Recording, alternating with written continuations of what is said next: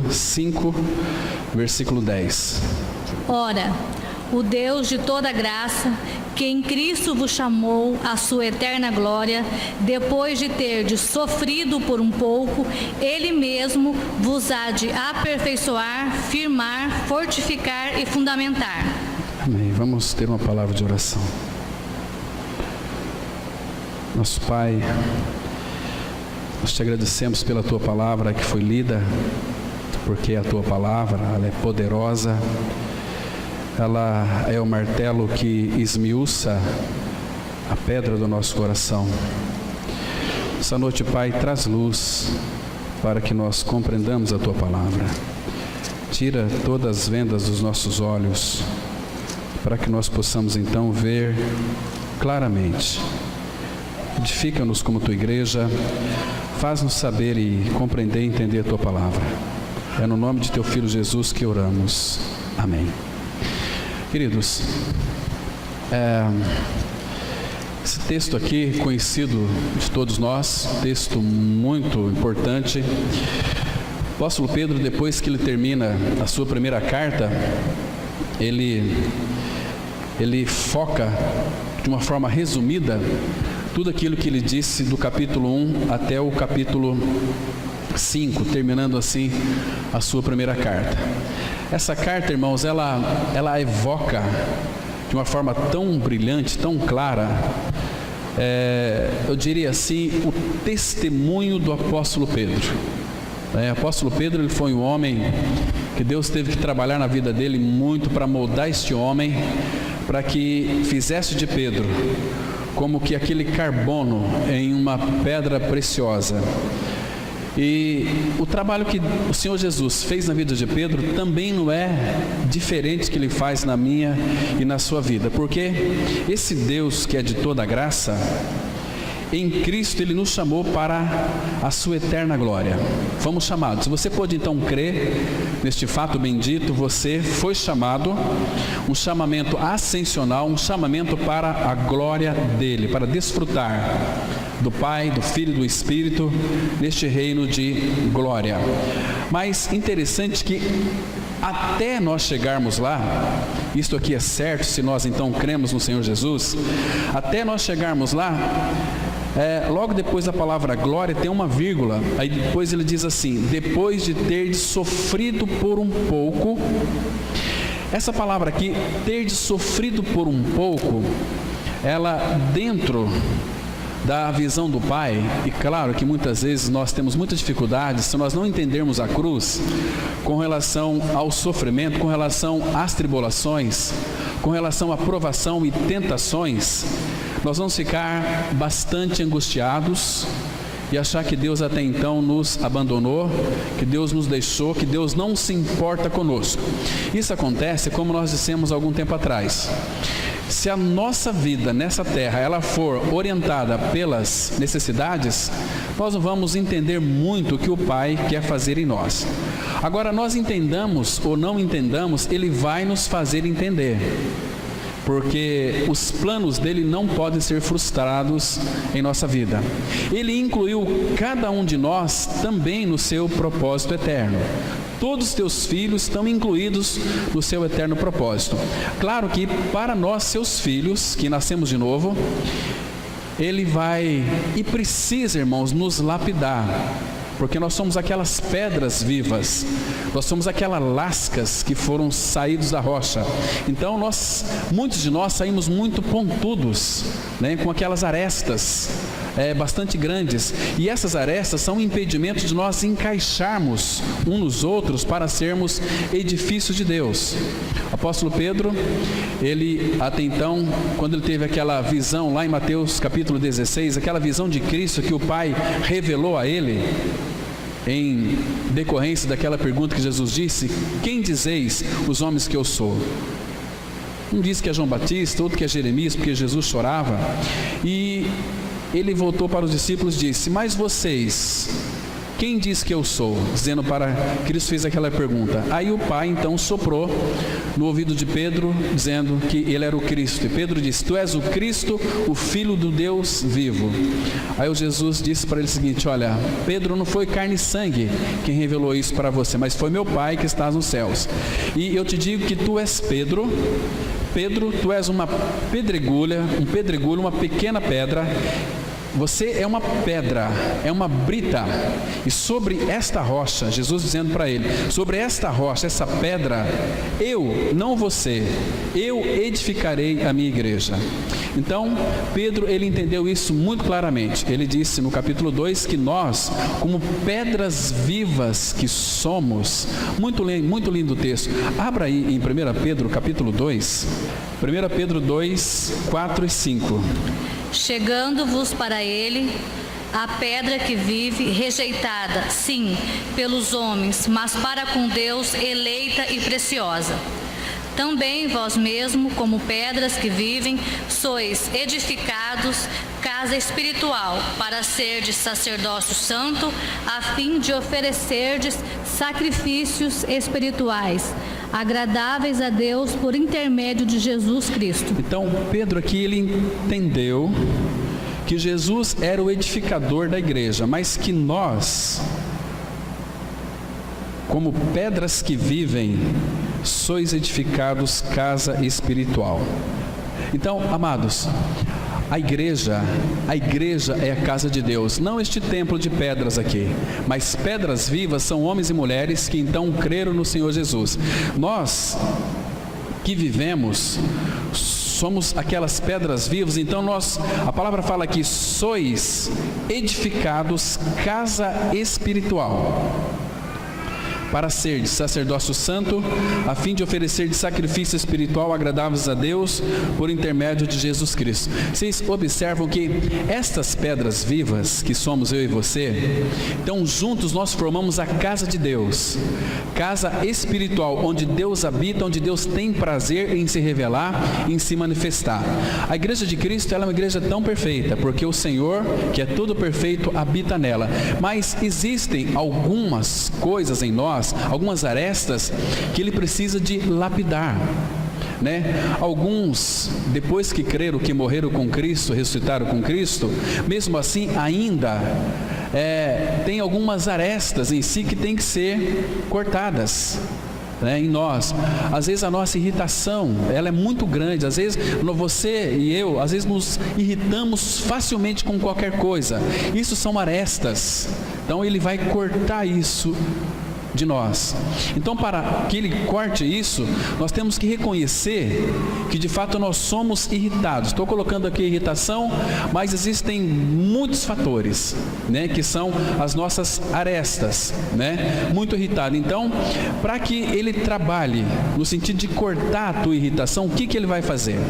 Ele vai colocar pessoas perto de você que de alguma maneira vai tocar exatamente na sua irritação, para você então ser moldado, ser cortado. Então uma cruz, ela vai fazer isso, mas nunca vai ser contra a minha e a sua vontade. Ele não vai cortar nada em nós se nós não oferecermos a ele aquilo. Tipo assim, olha aqui essa linguagem jovem, né? Tipo assim, eu sou uma pessoa muito irritada, muito nervoso, e eu sei que eu sou, mas o meu egoísmo muitas vezes não admite que eu sou. Então o que faz? O Espírito mostra que nós somos irritados, que nós somos nervosos, e Deus vai criar circunstâncias à nossa volta para despertar aquilo que nós somos. Mas enquanto nós não compreendermos isso, nós vamos sofrer bastante. Por quê? Não compreendendo o trabalho de Deus na nossa vida, nós vamos pensar que aquelas pessoas nos irritam. Não é as pessoas que nos irritam, as pessoas é que despertam em nós aquilo que nós somos: irritados, bravos, nervosos. Porque nós, uma vez que temos a natureza de Cristo, Ele quer que essa natureza seja expressa em nós. Ele é manso e humilde de coração. Então, para que de fato isso seja, a humildade dele e a mansidão dele seja expressa em nós, é necessário, irmãos, que nós então sejamos lapidados na nossa irritação, na nossa braveza, no nosso nervosismo, entende? Na nossa mania de querer saber tudo. Então ele vai cortar isso aqui em nós, para que ele se manifeste de uma forma humilde, de uma forma mansa. E se nós não aprendermos a lição, sabe o que vai acontecer? Ele vai trazer sobre a sua vida, sobre a minha vida, uma série de uma coisa chamada tribulação, para que a gente possa então aprender a lição, para que a gente possa então ser levado para aquele lugar espaçoso, porque, amados, para nós sermos amadurecidos, para sermos aprovados ou reprovados, nós precisamos de passar pela prova. E a prova que ele traz para nós, naquele momento, ela é tão difícil, parece que o mundo está desabando sobre a nossa cabeça. Parece que nós não encontramos nenhuma saída. Mas, irmãos, não se esqueça de uma coisa: nós estamos sob o cuidado do Pai.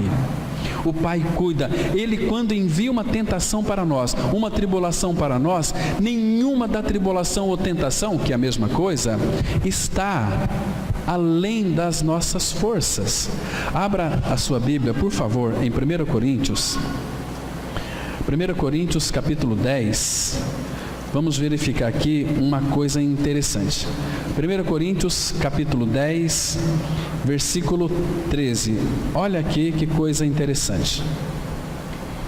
Não vos sobreveio tentação que não fosse humana, mas Deus é fiel e não permitirá que sejais tentados além das vossas forças.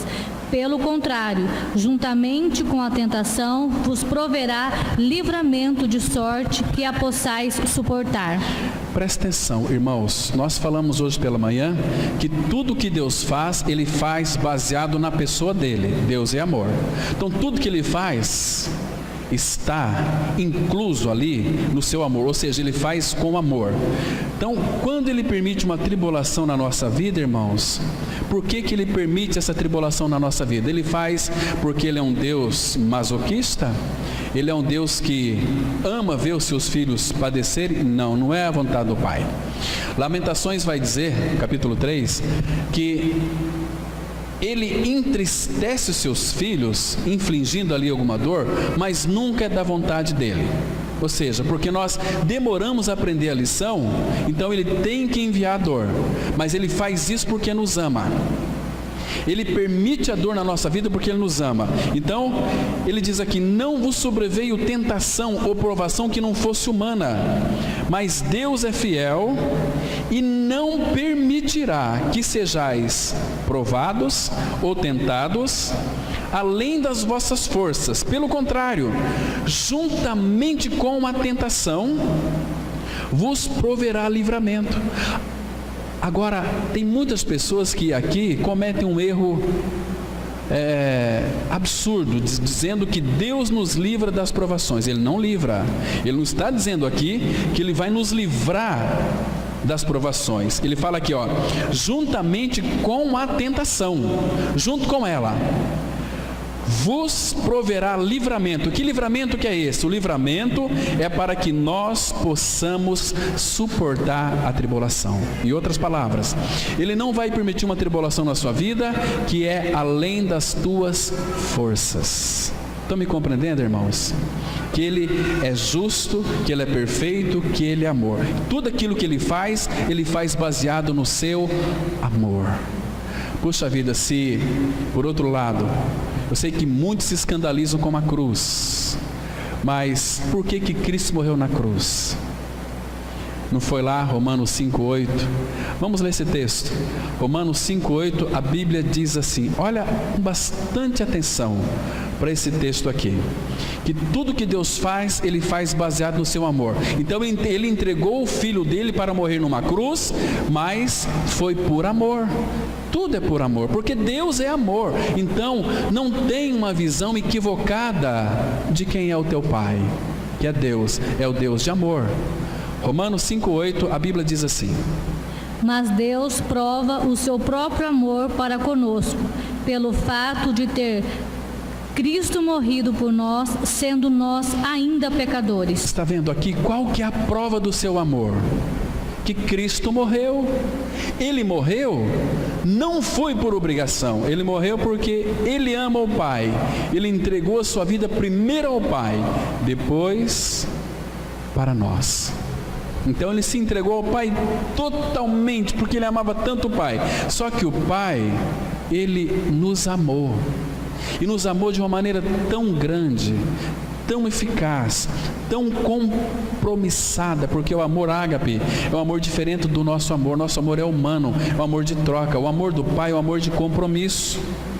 Ele, algum dia, Deus, o Pai, perguntou para você se você desejaria que ele morresse por você. Ele não perguntou. Então, tudo que Deus criou, irmãos, e nós estamos envolvidos na criação do Pai, ele se comprometeu, ou seja, ele amou, e foi tudo bom, mas ele também sabia que o homem ia pecar. Então por isso, movido pelo seu amor, ele, porque uma pessoa sem a vida de Cristo, ela vai perecer eternamente. Então, movido pelo seu amor, ele enviou o seu Filho amado, provando que nos ama, pelo fato de ter Cristo morrido por nós, sendo nós ainda pecadores. E claro que nesse versículo 8 aqui de Romanos 5, vai dizer que é uma morte particular para cada um de nós. Vamos particularizar esse versículo assim: Deus prova o seu amor para comigo, pelo fato de ter Cristo morrido por mim, sendo eu ainda pecador. Então, se ele morreu por mim, ele não morreu por ele. E se ele não morreu por ele, aquela morte é a minha morte. Jesus morreu a minha morte na cruz. Então, tudo movido pelo seu amor. Então, ele é justo e tudo que ele faz. Amados, quando surge uma tribulação na sua vida, e nós temos aqui conhecimento de alguns irmãos que passam por muitas tribulações, sei disso, eu também passo, não sou diferente dos irmãos, muito pelo contrário. O Pai às vezes tem colocado uma carga em nossas costas, que graças ao Senhor, que eu não consigo carregar, mas eu entrego para aquele que possa e tem competência para carregar, então eu posso descansar. Então cada um de nós podemos descansar em meio às tribulações, porque ele é fiel, ele não vai permitir que nós sejamos provados além das nossas forças. A provação, meus irmãos, é para nos aperfeiçoar, para nos dar experiência e para que nós possamos aprender a lição. Se você passar pela tribulação e não aprender a lição, ele volta tudo novamente para que você aprenda a lição. Leia depois em vossas casas a Bíblia, as 42 jornadas que eles passaram, 40 anos no Egito. Todas elas Deus ensinou para os seus filhos uma lição. E quando eles iam adiante e não aprenderam a lição, o Pai voltava a estaca zero, até que eles aprendessem a lição. O nosso Pai é um Pai muito didático. Ele quer que nós aprendamos dele. Aprendei de mim, disse nosso Senhor, que ele é manso e humilde de coração. Então, é necessário, irmãos, que o caráter de Cristo seja formado em nós. E para isso ele vai usar o quê? Para nos lapidar as tribulações, as provações. Quer ver o que ele faz? Tem um texto conhecido nosso em Salmos, capítulo 66, a partir do versículo 10. Salmos 66, vamos ler aqui a partir do versículo 10, muito interessante. Vamos ler bem devagarinho para a gente verificar quão importantes são as provações em nossas vidas. Salmo 66, verso 10, 11 e 12. Pois tu, ó Deus, nos provaste, acrilóste-nos, como se acrisola a prata. Tu nos deixaste cair na armadilha, oprimiste as nossas costas. Por favor, presta atenção aqui, olha. Primeiro, quem é que faz? Tu, ó Deus, nos provaste. É necessária a provação. Se você creu no Senhor, se você é um filho de Deus em Cristo Jesus, saiba de uma coisa: para que você seja aperfeiçoado, para que o caráter dele seja formado em você, ele vai lhe provar. Eu não sei que tipo de provação vai trazer para a sua vida, mas você vai ser provado.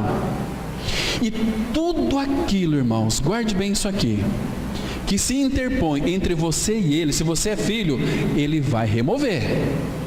Então cuidado para onde você coloca os teus olhos.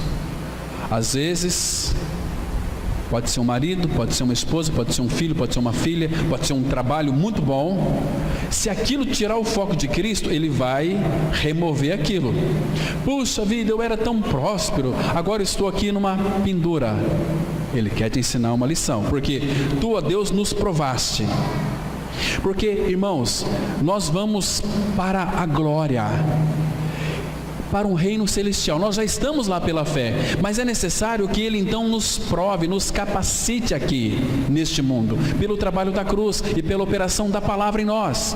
Agora, se você for de fato um filho de Deus, negligente, distraído, você vai sofrer muito. Você vai ser provado muito pelo Senhor, até você aprender a lição.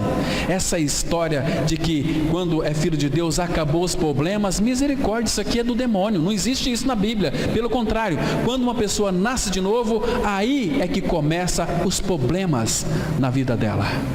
Aí que ela vai ser aperfeiçoada. E o dia que ela entender que ela está nas mãos do Senhor, Ele começa a nos moldar, Ele vai criar circunstâncias moldadoras. Mas nada dá certo na minha vida porque parece que Deus me esqueceu de mim. Não esqueceu. O dia que nós tiver os nossos olhos abertos para ver o agir de Deus em meio às tribulações, porque Ele quer nos moldar, nós vamos, irmãos, quando as tribulações vierem, nós vamos passar com alegria pelas tribulações. Mas aqui está dizendo: tu, ó Deus, nos provaste, acrisolaste-nos como se acrisola a prata. Como é que se acrisola uma prata? Para purificar a prata pelo fogo derretido. Ele vai nos acrisolar com uma prata, fogo. E o que mais? Deus, tu nos deixaste cair na armadilha, oprimiste as nossas costas. Deus permite isso, irmãos. Olha o versículo 10, é o versículo 12. Fizeste que os homens cavalgassem sobre a nossa cabeça. Passamos pelo fogo e pela água, porém, afinal, nos trouxeste para um lugar espaçoso. Então aqui, esse lugar espaçoso, irmãos, é a maturidade espiritual. Esse lugar espaçoso é que nós estamos prontos para encontrar com Ele. Mas primeiro, olha o que Ele faz aqui no versículo 12. Ele faz que os homens cavalgassem sobre a nossa cabeça. Faz com que a gente passe pelo fogo e pela água, porém, afinal, nos trouxeste para um lugar espaçoso. Então, aquele versículo que nós lemos aqui no início, o Deus de toda graça, que em Cristo vos chamou a sua eterna glória, depois de ter padecido por um pouco, é o mesmo contexto aqui. A mesma coisa, você percebe que o tratamento que Deus tinha com os irmãos lá do Antigo Testamento, Deus também tem conosco hoje a mesma coisa. Fico pensando assim, né? Quando nós olhamos para Davi, nós falamos assim, né? Nós verbalizamos aquele jargão religioso. Nossa, puxa vida, mas Davi, ele foi um homem segundo o coração de Deus. Davi, ele foi um valente nas batalhas, porque o Senhor era com ele, o Senhor que dava vitória ao seu rei. E Davi era uma figura de Cristo. Vocês estão me compreendendo? Mas se Davi era uma figura de Cristo, então Davi era o cara. Mas nós homens somos o cabeça das nossas esposas, designado pelo Senhor. Percebe? Queridos, a nossa condição hoje é melhor do que a de Davi. Está me compreendendo? Porque Davi, irmãos, ele foi provado. Davi, como qualquer um de nós, ele obteve muitas vitórias. Ele ganhou muitas lições, mas Davi também experimentou muito fracasso. Pecado com Batseba e tantos outros erros que ele cometeu. Mas Davi, em todo o tempo, o Senhor moldava Davi, o Senhor trabalhava com Davi, o Senhor fazia com que realmente Davi passava pelo fogo. Deixa eu citar para vocês um exemplo aqui. Abra a sua Bíblia em 2 Samuel, capítulo 16, vamos ver o tamanho da provação que Davi passou aqui. 2 Samuel, capítulo 16. Vamos ler aqui a partir do versículo 5. Vamos ler alguns versículos. 2 Samuel, capítulo 16, versículo 5. Tendo chegado o rei Davi a Baurim, eis que dali saiu um homem da família da casa de Saul, cujo nome era Simei, filho de Gera. Saiu e ia amaldiçoando. Muito bem. Aqui, Davi, ele saiu de Jerusalém. Por quê? Porque Absalão entrou em Jerusalém e queria usurpar o trono do seu pai, né? De uma forma humanista. Então, Davi saiu de lá porque Davi sabia onde que Salomão estava colocando o seu dedo. No reino que não lhe pertencia, pertencia a Davi. Então Davi pegou sua tropa e saiu de Jerusalém. Quando Davi saiu de Jerusalém, ele chegou em Baurim. Chegando ali em Baurim, saiu um homem da família, né, dos da casa de Saul, porque tinha muita mágoa de Davi, porque na concepção desse sujeito aqui, né, Simei, filho de Gerá, ele saiu e ia amaldiçoando Davi. Então Davi estava, olha a condição aqui, Davi era o rei, estava num camelo ou num cavalo, os seus soldados de um lado, valentes, preparados para a guerra, e outros soldados, uma tropa de soldados do lado direito e uma tropa do lado esquerdo, e Davi ia. Aí surge Simei amaldiçoando Davi. Vamos ver, isso aqui é provação, irmãos. Versículo 6. Atirava pedra contra Davi e contra todos os seus servos, ainda que todo o povo e todos os valentes estavam à direita e à esquerda do rei. Ele ia indo aqui, você imagina só, soldados armados, valentes, e o rei ali, e o Simei amaldiçoando, e não só amaldiçoando, ele jogava pedras contra Davi e contra todos os seus servos. Imagina ali como que estavam os servos de Davi, nervosos, bravos, querendo arrancar a cabeça de Simei. E Davi poderia só dar uma ordem: pode acabar com esse sujeito aqui. Mas Davi não fez isso. Versículo 7. Amaldiçoando-o, dizia Simei: fora daqui, fora, homem de sangue, homem de Belial. Presta atenção, esse Simei ia amaldiçoando Davi, dizia: sai daqui, homem de sangue. Homem de sangue aqui é assassino, seu assassino, filho de Belial, filho de Satanás, dizendo para Davi. E Davi, silêncio, silêncio. Agora, queridos, imagina se você sai daqui e está chegando à sua casa e alguém passa em frente à sua casa e joga uma pedra no telhado da sua casa, ou te xinga você, ou te xinga e te amaldiçoa: ô seu assassino, e você não deve nada, ô seu filho de Satanás, filho de Belial. Qual que é a tua reação? Se você revidar, se você maltratar aquela pessoa, significa que você tem tão pouquinho de Cristo que você está cheio de si mesmo. Porque nós ficamos esquentados e bravos é quando nós temos algum orgulho de nós. Nossa, você tem que ter um orgulho. Ah, se fosse comigo, eu já matava. Não, mas Davi aqui não fez absolutamente nada. Versículo 8. O Senhor te deu agora a paga de todo o sangue da casa de Saul, cujo reino usurpaste. O Senhor já o entregou nas mãos de teu filho Absalão. Este agora na tua desgraça, porque és homem de sangue. Olha, Davi, o teu reino já foi entregado para teu filho Absalão. Você é um assassino, homem de sangue. E ele amaldiçoando. Olha o versículo 9, continua aí. Então Abissai, filho de Zeruia, disse ao rei: por que amaldiçoaria este cão morto ao rei, meu senhor?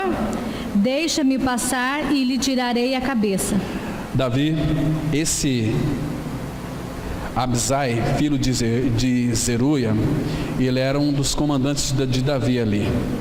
Então, esse comandante aqui, ele já ficou muito indignado, irritado e bravo, e disse para Davi o seguinte: por que amaldiçoaria este cão morto ao rei, meu senhor? Davi, meu rei, deixa eu passar que eu quero tirar só a cabeça dele. Ele está me amaldiçoando, ele está jogando pedra em nós. Davi está insuportável, deixa eu tirar a cabeça dele. Veja o que Davi respondeu no versículo 10. Respondeu o rei: que tenho eu convosco, filho de Zeruia? Ora, deixa-o amaldiçoar, pois se o Senhor lhe disse: amaldiçoa a Davi, quem diria, porque assim fizeste? Queridos, presta atenção aqui.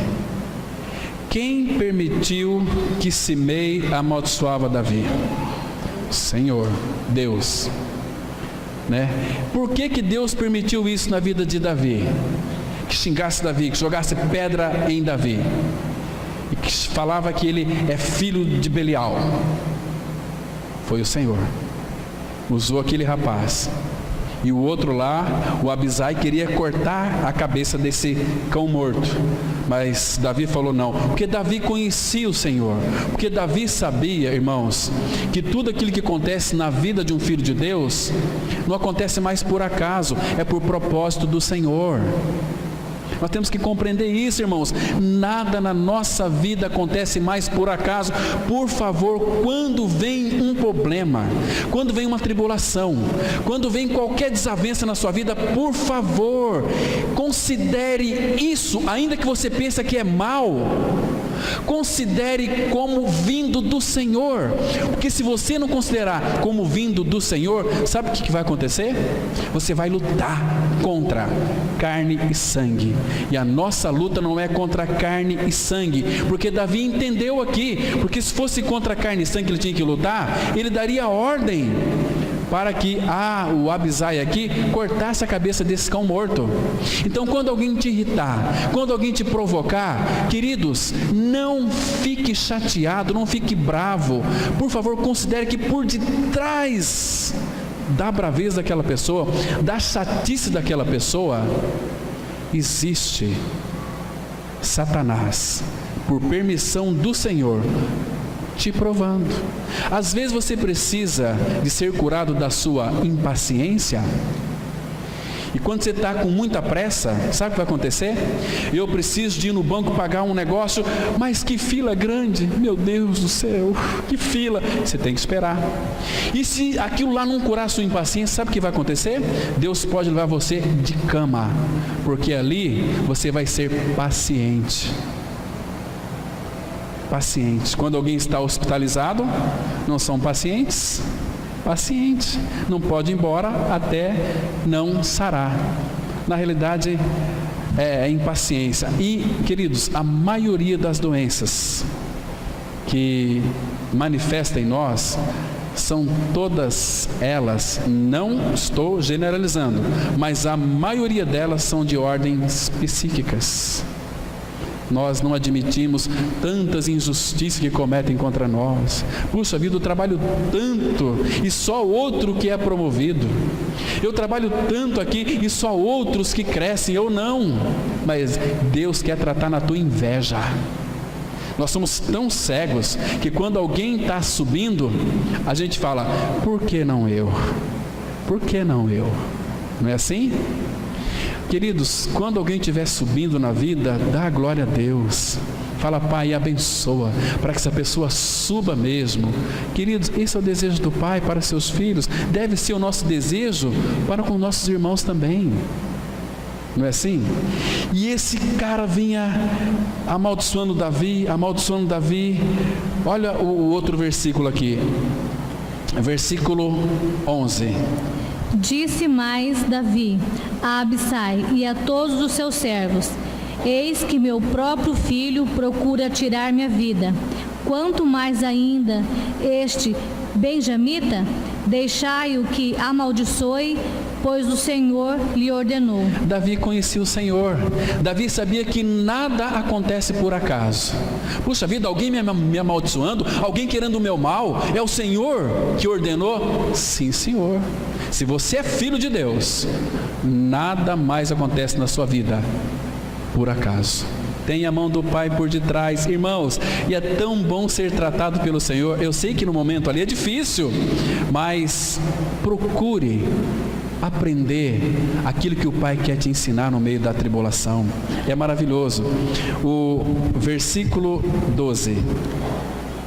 Talvez o Senhor olhará para a minha aflição e o Senhor me apagará com bem a sua maldição deste dia. Queridos, uma das coisas que Deus faz é transformar maldição em bênção. Lembra de Romanos 8, que fala assim, que todas as coisas cooperam para o bem daqueles que amam a Deus? Todas as coisas cooperam para o bem. Se todas as coisas cooperam para o bem, o sofrimento, a tribulação, de alguma maneira, talvez você não entenda agora, está cooperando para o teu bem,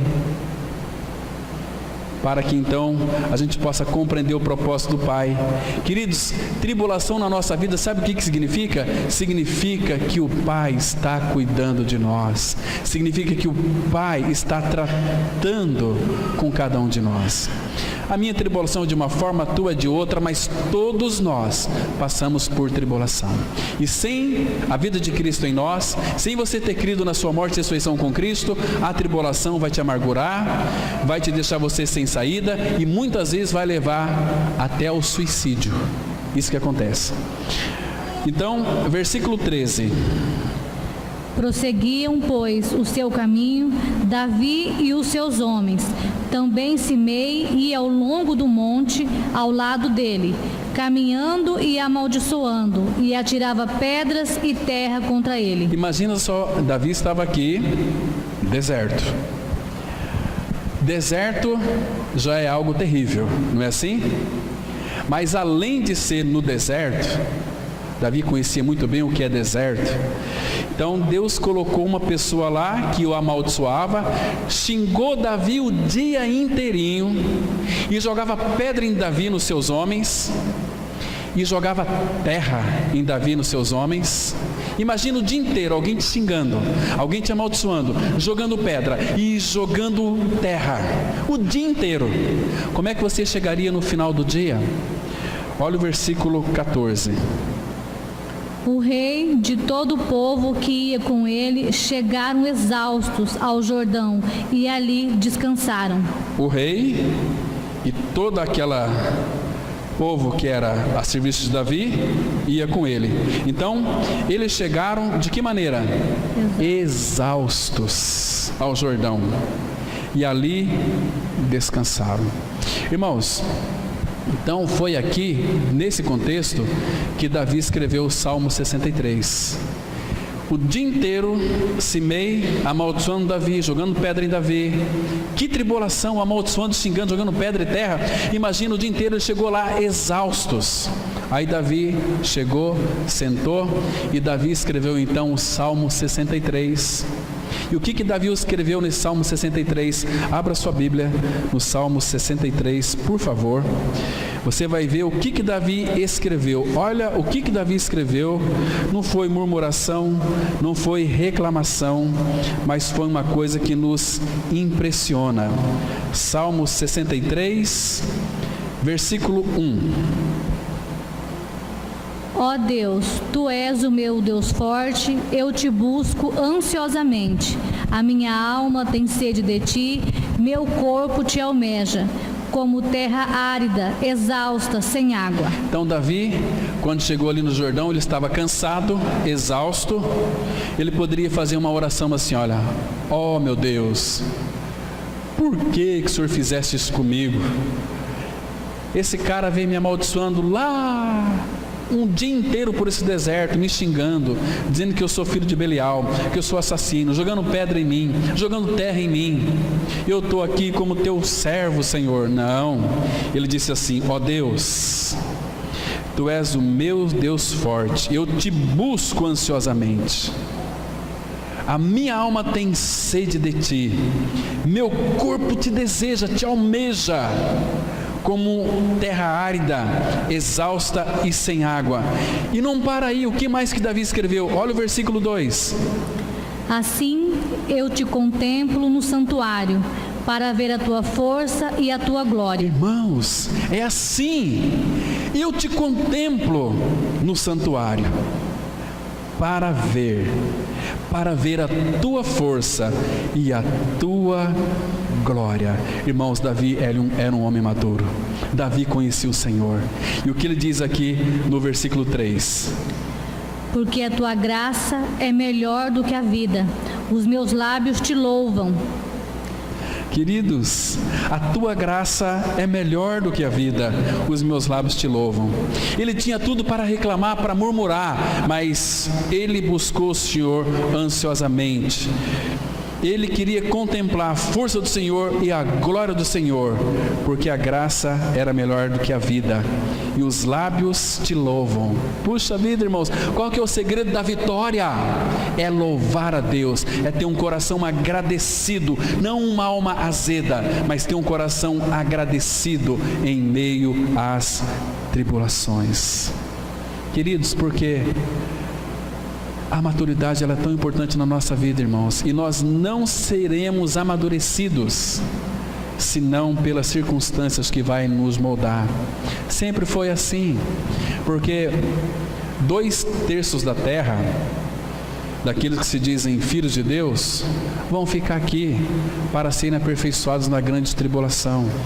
Os maduros, os filhos de Deus em Cristo Jesus, que está sendo cada dia mais santificado, tem buscado isso diante do Senhor, tem buscado a Cristo, tem entendido a cruz, tem entendido o trabalho da cruz e vivido no espírito da cruz, esses estão sendo purificados hoje. Mas ninguém vai para a glória se não for aperfeiçoado pelo Senhor. Tem um texto aqui muito interessante em Zacarias, capítulo 13. Abra sua Bíblia aí em Zacarias capítulo 13. Olha como que o Pai trabalha nos seus filhos. Zacarias capítulo 13. Nós vamos ler aqui o versículo 7 inicialmente. Zacarias 13, versículo 7. Aqui nós temos uma expressão muito interessante. Primeiro que o Pai tratou com o seu filho. Zacarias 13, 7, a palavra de Deus ela diz assim: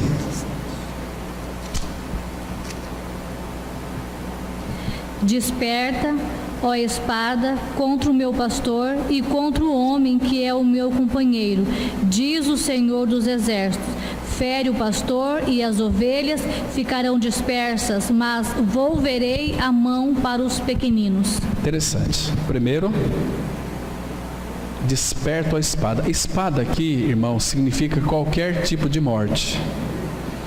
Tanto é que qualquer país, se quiser instituir a pena de morte em seu país, tem o aval da palavra de Deus. Se você ler com bastante cuidado Romanos 13, 4, depois você vai entender que a pena de morte, Deus, Ele permite, se algum governante quiser instituir a pena de morte em seu país, porque é uma autoridade que Deus instituiu, então aquela autoridade pode instituir a pena de morte, ele vai usar a espada, né? Então, agora aqui, desperto a espada contra o meu pastor. Pastor aqui está se referindo a Cristo, e contra o homem que é o meu companheiro. É Cristo que ele iria se fazer carne, companheiro, né? Fere o pastor e as ovelhas ficarão dispersas, mas volverei. A palavra volverei significa voltar, mas eu vou voltar a mão para os pequeninos. Agora, olha o versículo 8. Em toda a terra, diz o Senhor, 2/3 delas serão eliminados e aparecerão, mas a terceira parte restará nela. Então, toda essa terra, todo o planeta Terra, a palavra diz que 2/3 delas serão eliminados, irão perecer, perdição eterna, né? Mas olha aqui, que a terceira parte restará nela. Então, essa terceira parte aqui vai restar. Agora, veja o que Deus vai fazer com essa terceira parte, que são homens e mulheres que estão sendo aperfeiçoados pelo Senhor. Veja aqui o versículo 9, o que Ele vai fazer com essa terceira parte. Farei passar a terceira parte pelo fogo, e a purificarei como se purifica a prata, e a provarei como se prova o ouro. Ela invocará o meu nome, e eu a enviarei. Direi, é meu povo, e ela dirá, o Senhor é meu Deus. Muito bem, então vai restar essa terceira parte aqui. Então Deus vai fazer com que essa terceira parte passe pelo fogo. Para quê? Para que então seja purificada como se purifica a prata. Fogo é uma tribulação. O apóstolo Pedro fala assim em 1 Pedro 4,12: Irmãos, não estranheis o fogo ardente que surge no meio de vós, destinado a provar-vos. Não estranheis, não fiquem maravilhados com isso. Pelo contrário, alegrai-vos na medida em que sois coparticipantes dos seus sofrimentos. Então, quando vem a tribulação, é para nós não nos entristecermos, nem achar que está acontecendo uma coisa extraordinária, mas é para nós nos alegrarmos, porque Deus vai passar o povo pelo fogo.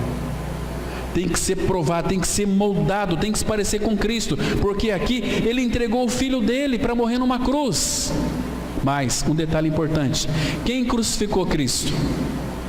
Foi os romanos. Os romanos crucificaram Cristo por causa dos líderes judeus, porque judeus não podiam matar ninguém, eles mandavam matar. Não é a mesma coisa? Não é assim? Interessante, eles guardavam a lei, na lei fala, não matarás. Então nós não mata, então mata os romanos que matam. E Jesus foi crucificado pelos romanos. Mas quem matou eles foi os judeus. Veio para o que era seus, e os seus não o receberam, mas a todos quanto receberam, deu-lhes o poder de serem feitos filhos de Deus. Então Jesus veio para os judeus, mas os judeus crucificaram. Claro que literalmente foram os romanos, mas porque os judeus forçaram os romanos a crucificar Cristo. Mas, irmãos, parece que aqui é uma falta de amor, que o Pai entregou seu Filho para morrer numa cruz. Mas, irmãos, nunca foi contra a vontade do Filho. Nunca foi. O Filho, Ele deu a sua vida espontaneamente. Abra o Evangelho de João, capítulo 10, versículo 17 e 18. João 10, verso 17 e 18. Observe aqui que o Pai entregou sim o Filho para ser crucificado, mas nunca foi contra a vontade do Filho. João 10, versículo 17 e 18. Por isso o Pai me ama, porque eu dou a minha vida para reassumir. Ninguém a tira de mim, pelo contrário, eu espontaneamente a dou. Tenho autoridade para entregar e também para revê-la. Este mandamento recebi de meu Pai. Será que o Pai forçou o Filho para filho? Você vai morrer numa cruz para salvar o povo? Não foi assim. Naquele conselho eterno, o Pai disse assim: quem há de ir por nós? Isaías 6. Os três ali reunidos. Quem há de ir por nós? Aí o Filho espontaneamente disse assim: eis-me aqui, envia-me a mim. Eu vou, Pai, voluntariamente, espontaneamente, eu vou morrer por aquele povo. E o que ele fez? Espontaneamente, ele se deixou ir para a cruz, para nos atrair, nos colocar no seu corpo e crucificar a nossa natureza. Irmãos, quem crucificou foram os romanos. Mas, amados, Pedro fala que foi pelo desígnio de Deus que Cristo morreu lá naquela cruz. Abra em Atos, capítulo 2.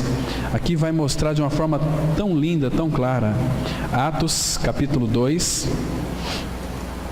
versículo 22 e 23. Atos dos Apóstolos, capítulo 2, versículo 22 e 23. Que lindo sermão que Pedro estava pregando aqui. Vamos fazer a leitura. Varões israelitas, atendei a estas palavras. Jesus, o Nazareno, varão aprovador por Deus diante de vós, com milagres, prodígios e sinais, os quais o próprio Deus realizou por intermédio dele entre vós, como vós mesmos sabeis, sendo este entregue pelo determinado desígnio e presciência de Deus. Vós o matastes, crucificando-o por mãos de iníquos. Olha aqui, então o versículo 23 fala: sendo este Jesus entregue pelo determinado desígnio e presciência de Deus. Ou seja, a palavra presciência é aquele que previu aquilo que ia acontecer com seu filho lá na frente. A palavra presciência aqui. Então, Jesus foi entregue pelo determinado desígnio e presciência de Deus. Vós o matastes. Então, Deus o Pai entregou Cristo, mas quando Deus entregou Cristo para morrer, Cristo havia se oferecido para morrer espontaneamente. Eu espontaneamente entrego a minha vida. Então o Pai poderia designá-lo prescientemente. Vocês estão me compreendendo, irmãos? Isso é tão maravilhoso. O Pai fez tudo isso porque ama cada um de nós. E quando vem alguma tribulação, a gente já murmura, já reclama, já xinga. Ai, está tudo errado. Meus irmãos, por misericórdia, parem de murmurar, não reclamem, louve a Deus, porque é nas tribulações. Sabe por que nós não temos vitórias nas tribulações? Porque quando vem a tribulação, o problema, o sofrimento, a gente murmura, a gente reclama. Mas se a gente começar a louvar a Deus, como o apóstolo Paulo, um homem tão maduro, porque é no meio das tribulações que manifesta alegria. Leia sua Bíblia em 2 Coríntios capítulo 7, versículo 4. Olha que lindo texto aqui, irmãos. Você vai dizer para mim, mas isso aqui não é possível, isso aqui é uma utopia. Não é utopia não, irmãos, é realidade espiritual. 2 Coríntios capítulo 7, versículo 4. Olha aqui que lindo esse texto. 2 Coríntios 7, versículo 4. Olha o que a Bíblia diz. Muito grande é a minha franqueza para convosco, e muito me glorio por vossa causa. Sinto-me grandemente confortado e transbordante de júbilo em toda a nossa tribulação. Ele está dizendo aqui, a minha franqueza é muito grande para convosco, e muito me glorio por vossa causa. Sinto-me grandemente confortado e transbordante de júbilo. O que é transbordar de júbilo? É uma alegria indizível, você está alegre, mas a alegria aqui, na tribulação, parece uma coisa louca. É loucura. É loucura. Isso aqui é uma das loucuras de Deus. A gente só vai entender isso, vamos nos alegrar na tribulação, se nós entendermos a cruz de Cristo em nossa vida. Enquanto nós não entendermos a cruz, irmãos, a gente jamais vai entender o sofrimento, jamais vamos entender a tribulação, porque no meio da tribulação nós temos uma coisa imprescindível. Sabe o que é? Paulo fala aqui, olha, sinto-me grandemente confortado. De onde que vinha este conforto, irmãos? Abra aqui em 2 Coríntios capítulo 1, versículo 3. 2 Coríntios 1, 3. Olha de onde que vinha este conforto da parte de Paulo. 1, verso 3. Bendito seja o Deus e Pai de nosso Senhor Jesus Cristo, o Pai de misericórdias e Deus de toda consolação. Queridos, presta atenção, nós temos um Pai, um Deus que é o Deus de toda consolação. Isso significa que em cada tribulação, em cada sofrimento que você passar, você tem uma consolação. Mas não é anjo que vai consolar você, não é querubim nem serafim. Olha o versículo 4, veja quem é que vai nos confortar. e Ele nos conforta em toda a nossa tribulação, para podermos consolar o que estiverem em qualquer angústia, com a consolação com que nós mesmos somos contemplados por Deus. Olha o versículo 4, é Ele, é o Senhor, é Ele quem? É Ele que nos conforta. Em quanta tribulação? Em toda a nossa tribulação. Por que ele fala nossa? Porque eu vou ter tribulação, você também vai ter, todos vamos ter tribulação. Mas se nós entendermos a cruz, nós vamos entender também que essa consolação vem do Senhor. E a tribulação na nossa vida e o consolo que vem do Senhor é para benefício das outras pessoas. Porque olha o que diz aqui. Não, é Ele que nos conforta em toda a nossa tribulação para podermos consolar os que estiverem em qualquer angústia, com a consolação com que nós mesmos somos contemplados por Deus. Deus contempla e consola aqueles seus filhos amados que passam pela tribulação. Estão me compreendendo, irmãos? Isso é maravilhoso, mas todas essas tribulações é com uma finalidade. Sabe para quê? Porque o nosso caminho, muitas vezes ele é embaraçado, e as tribulações, pelo trabalho da cruz, da palavra de Deus, vai desembaraçar todo o nosso caminho, né? Tanto é que a gente percebe que muitos filhos de Deus, quando começam a viver uma vida distraída do Senhor, não se importar mais, o Senhor manda tribulação. Para quê? Aí aquela pessoa vai correr para o Senhor, aí as pessoas vão correr para a reunião de oração, aí vão correr para a igreja, ouvir a palavra. Ai, ora por mim, faz isso por mim. Está demorando nós aprender a lição, né? Mas Ele vai trabalhar em nós, irmãos. Quando nós nos distraímos de Cristo, não nos importarmos mais com Ele, o sofrimento aumenta, para a gente voltar para Ele, porque o nosso caminho é todo embaraçado, e a gente fica como que enovelado no meio desse novelo que nós criamos. Aí Ele tem que desembaraçar o nosso caminho. Último texto. 2 Samuel capítulo 22, versículo 33. Aí nós vamos ler esse texto aqui e vamos orar. Aí domingo que vem nós vamos voltar aqui e falar mais sobre essa questão da tribulação para a formação de Cristo em nós. 2 Samuel capítulo 22, vamos ler o versículo 31 e depois o 33. O caminho de Deus é perfeito, a palavra do Senhor é provada, Ele é escudo para todos os que nele se refugiam. E o 33? Deus é a minha fortaleza e a minha força, e Ele perfeitamente desembaraça o meu caminho. Ai, coisa boa! Deus é a minha fortaleza. Deus é por nós, quem será contra nós? Ele é a minha fortaleza e a minha força, e Ele, não eu, e Ele perfeitamente desembaraça o meu caminho. Ei, irmãos, esse é o nosso Pai. Então, quando surgir a tribulação na tua vida, não se desespera, não xinga, fique descansado, fala: Pai, a tribulação tem, estou passando por uma tribulação, só Ele conhece, só Ele entende, nós não conhecemos, mas então Ele quer desembaraçar os nossos caminhos. Provérbios 3,6 fala assim: reconhece-o em todos os teus caminhos e Ele endireitará as tuas veredas, os teus caminhos. Vamos orar, irmãos. Pai, obrigado, porque a Tua palavra ela é tão esclarecedora. Obrigado porque tantas vezes Tu nos permite nós cairmos e passarmos por tantas provações. Ela tem uma finalidade, Pai, de nos moldar. Ela tem uma finalidade de nos edificar. Ela tem uma finalidade de cortar as nossas arestas. Continue, Pai, operando a cruz profundamente em cada um de nós.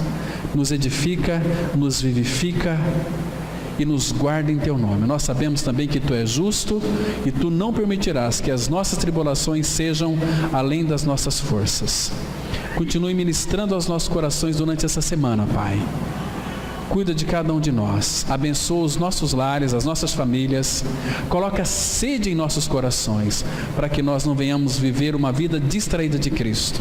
Abençoa essa semana, em nossas atividades, que nós sejamos uma testemunha fiel de Cristo e este crucificado. Em nome dele que nós oramos. Amém.